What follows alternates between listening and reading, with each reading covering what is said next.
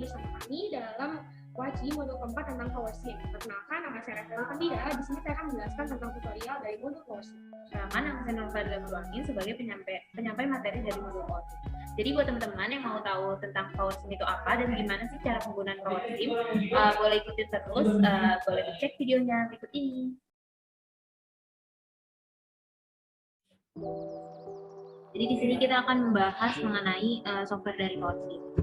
Apa sih tujuan dari modul ini? Yang pertama, untuk mengetahui dan memahami konsep sistem dinamis. Yang kedua, untuk mengetahui komponen atau variabel yang digunakan dalam PowerShell. Dan terakhir adalah mampu membuat sebuah model sistem dinamis dengan menggunakan software PowerShell. Nah, selanjutnya apa sih itu sistem dinamis? Jadi sistem dinamis itu merupakan metode yang digunakan untuk memprediksi kebijakan baru terkait hasil prediksi. Nah, model dinamis itu merupakan kumpulan variabel yang saling mempengaruhi antara satu variabel dengan variabel lain dalam kurun waktu tertentu.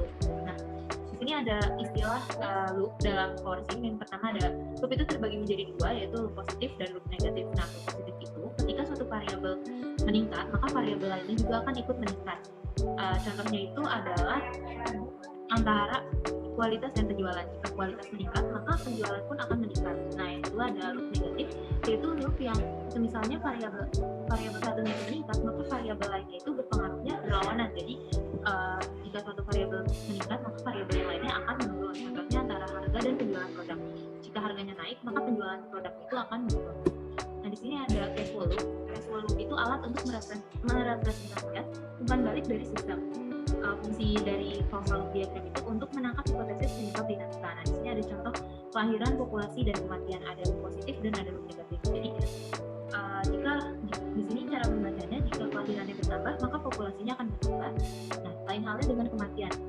Itu menggambarkan loop negatif. Jika kematiannya bertambah, maka populasinya akan menurun. Nah, di sini kalau misalkan kita buka PowerShell pertama kali, akan muncul tampilan seperti ini. Di atas ini ada namanya toolbar, isinya itu tombol atau icon untuk membuat objek. Nah, yang di atas, di sampingnya itu ada command bar, yaitu perintah yang terdapat dalam PowerShell. Yang di bawahnya itu ada menu bar, icon yang sering digunakan dalam PowerShell, dan blank space-nya itu disebut juga worksheet atau bidang kerja. Nah, di sini variabel yang umumnya kita kenal di PowerShell. Yang pertama itu ada stock atau level. Stock atau level ini adalah suatu yang mau kita hitung atau outputnya yang akan kita cari. Yang lingkaran itu adalah auxiliary, yaitu variabel yang sifatnya itu berubah atau enggak konstan. Nah, kalau yang bentuknya belah ketupat itu namanya konstan, jadi dia variabelnya sifatnya konstan atau tetap. Yang selanjutnya ada anak panah, itu namanya link, yaitu fungsinya untuk menghubungkan antara suatu variabel dengan variabel lain.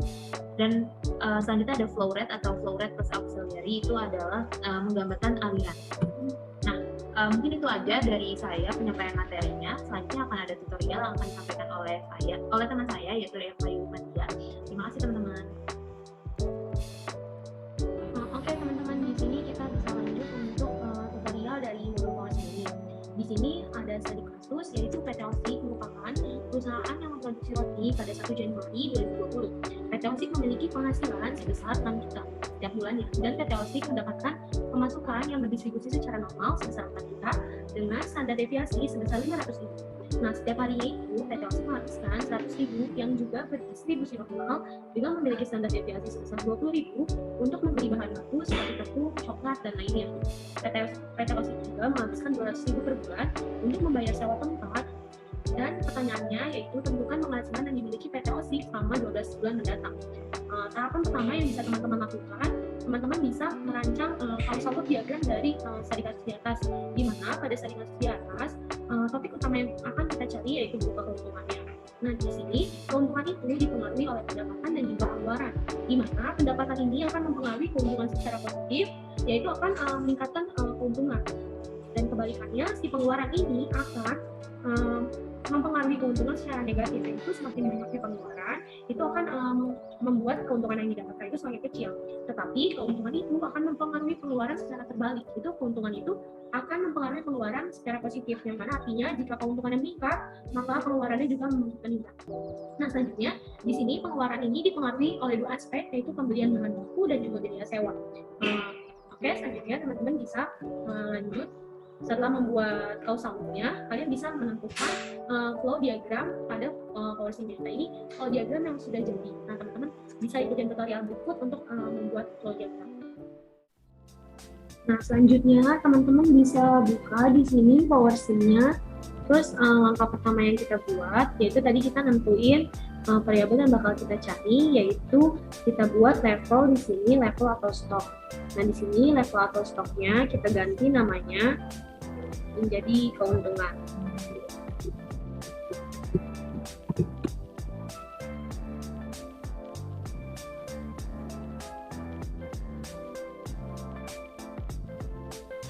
Dan selanjutnya kita di sini buat variabel level berupa keuntungan. Nah, setelah habis itu kita pilih yang red di sini, kita masukkan variabel rednya, kita sambungkan. Nah, untuk variabel red yang pertama ini tadi kita pilih pendapatan. Nah, setelah itu kita buat satu variabel red lagi berupa pengeluaran. Nah, di sini kan dia belum terhubung ya. Kalau belum terhubung, kita delete.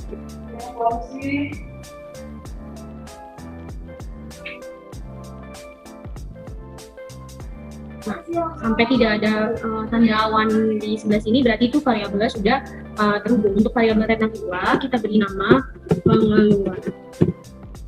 Nah, setelah itu kita buat auxiliary atau hal-hal yang bisa mempengaruhi pendapatan dan pengeluaran. Untuk yang bisa mempengaruhi pendapatan ini, di sini kita buat auxiliary-nya berdasarkan soal yang kita punya.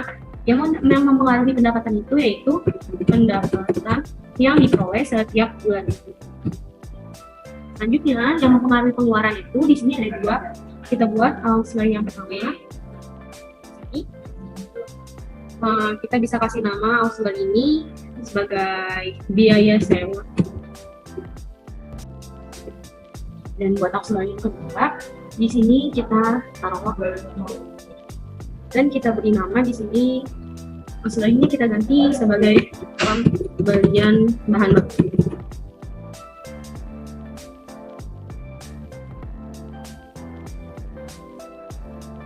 Nah, dan selanjutnya pembelian bahan baku ini dipengaruhi oleh dua faktor lagi, yaitu dari harga bahan baku yang dia merupakan variabel auxiliary ini kita tulis harga bahan baku, dan yang selanjutnya itu ada satu variabel yang mempengaruhi lagi yaitu jumlah hari, di mana jumlah hari ini nilainya konstan, maka kita lambangkan dengan variabel konstan.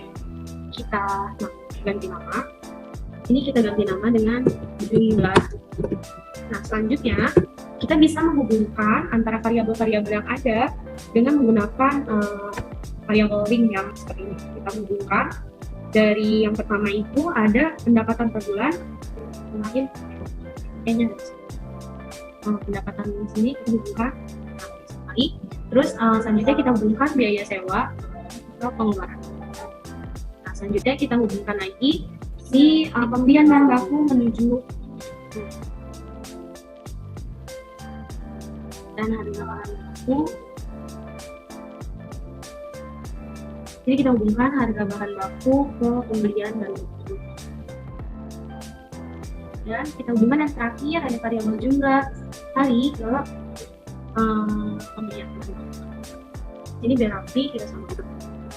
Nah, setelah itu kita bisa terbentuk seperti ini. Selanjutnya kita harus mendefinisikan variabel-variabel yang ada di dalam variabel-variabel yang ada di dalam PowerShell ini. Yang pertama kita mulai dari yang paling ujung untuk memudahkan untuk melink suatu variabel di PowerShell itu, kita mulai dari paling ujung. Nah, di sini berdasarkan soal didapatkan biaya sewa yang dikeluarkan oleh PT PowerShell itu sebesar 200.000. Nah, 200.000 di sini dia kan memiliki satuan yang berupa rupiah yang dikeluarkan setiap 1 bulan sekali. Nah, nanti di sini kita pilih 4 unit. Terus di sini belum ada rupiah, makanya kita tambahkan dulu di add unit, add new unit. Terus kita enter di sini efek. Terus di sini bisa kita next, kita finish. Nah, untuk satuannya di sini udah ada efek. Nah, ini kan kita satuannya rupiah per bulan. Jadi kita masukkan satu satuan lagi yaitu berupa per bulan. Bulan itu bulan. Di sini kita pilih yang per. Nah, setelah itu kita play, kita oke. Nah, di sini udah terhubung. Selanjutnya yang kedua, kita bisa masukkan atau definisikan yang pendapatan per bulan.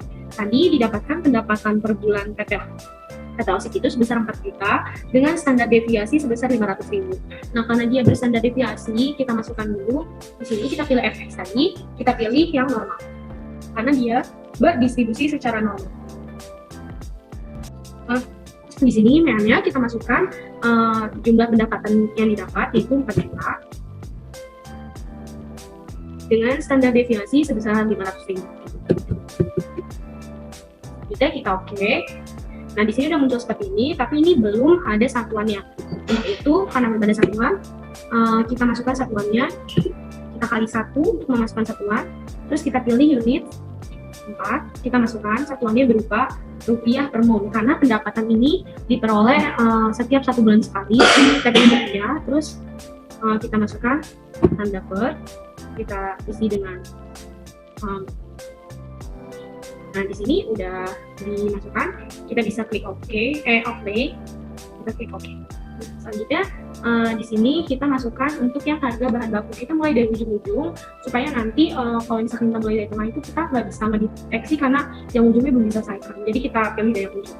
Nah, ini untuk harga bahan baku tadi juga dia berdistribusi normal dengan harga bahan baku yang dikeluarkan itu 100.000 dengan standar deviasi sebesar 20.000. Kita masukkan kembali tadi, kalau berdistribusi normal kita pilih di sini functionnya yaitu yang normal.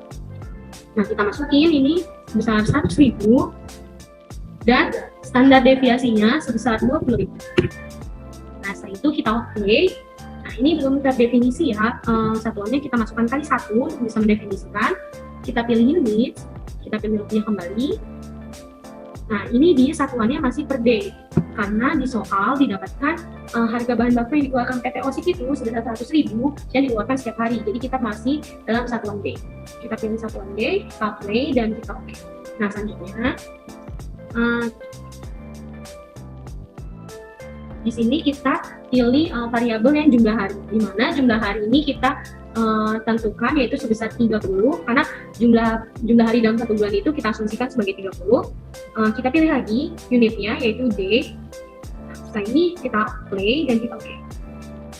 Di sini sudah yang ujung-ujungnya udah terlink semua ya. Jadi kita lanjut ke pembelian bahan baku, di mana pembelian bahan baku ini merupakan jumlah dari harga bahan baku.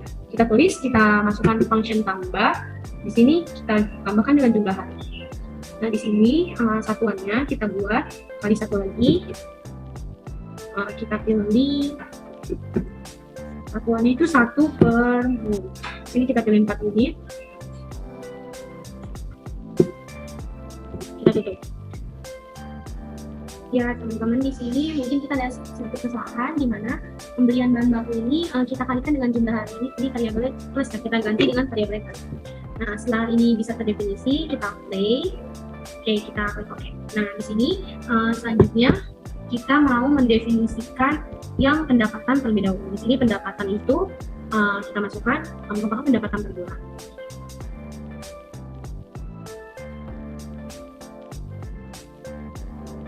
Nah, kita masukkan pendapatan per bulan, kita play, kita OK kembali. Nah, selanjutnya di sini ada pengeluaran, kita masukkan.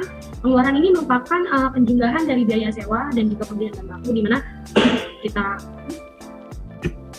dengan harga pembelian bahan baku. Di sini kita apply lagi dan kita oke. Dan terakhir kita ingin mendefinisikan keuntungan yang kita cari, di mana keuntungan yang didapatkan oleh PT OSIK tadi itu sebesar 6 juta rupiah. Kita masukkan 6 juta. Kita masukkan satuannya yaitu dengan 4 unit, dengan satuannya itu berupa rupiah. Nah, rupiah. Setelah itu kita apply. Nah, setelah didapatkan seperti ini untuk bentuk dari flow diagram pada PT OSIK. Selanjutnya kita ingin membuat range atau perkiraan dengan menggunakan ini tadi. Kita buat perkiraannya, kita buat di sini. Nah, di sini kita ubah dulu si perkiraan yang mau kita buat itu kan sama 12 bulan mendatang ya.